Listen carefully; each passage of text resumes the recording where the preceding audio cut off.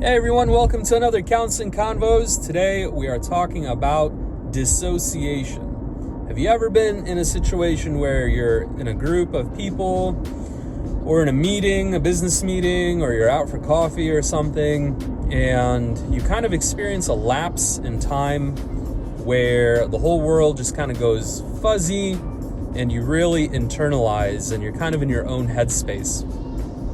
Sometimes that could be experiencing symptoms of like ADD, or maybe you're kind of having a flashback, or maybe even daydreaming.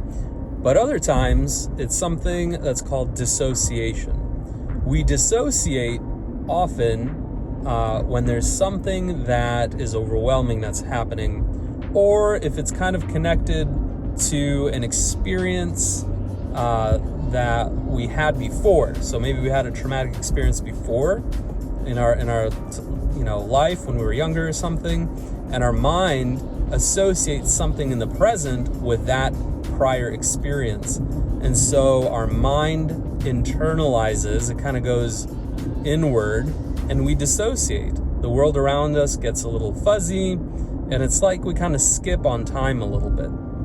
So we go inward so we can survive, so we can feel safe.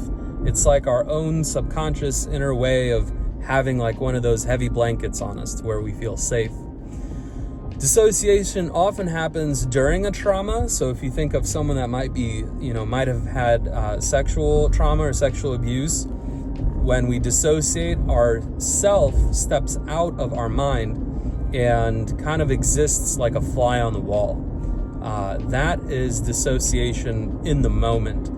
It comes up when we experience something similar, or like different elements of our space or our environment feel like or similar to our trauma.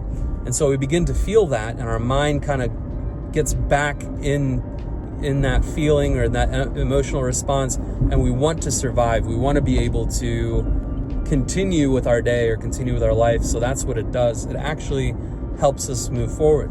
Now, sometimes this is helpful. Other times it could cause dysfunction. It can cause dysfunction because if this is happening very often, or if this is happening to such a degree that we can't function or we can't operate, then it becomes a barrier, and we have to seek clinical help or psychiatric help for that kind of thing. So if it's something that you're experiencing and you don't know what it is, and it's happening in like a pattern, there might be some trauma that you need to process, or you might be going through something that's triggering, or it might just be a pattern of behavior that you're trying to restructure. So be very, mindful and self-aware of when you experience these bouts of dissociation, and see if it strings together or if it sources itself in something. So that's just a little clarity on what dissociation is. Clinical language sometimes can be confusing. People don't like confusing, so they step away from it. But that's all I have. Thank you for watching another Counseling Convos. Check out our other material on our Pioneer Counseling YouTube. Thank you. Bye.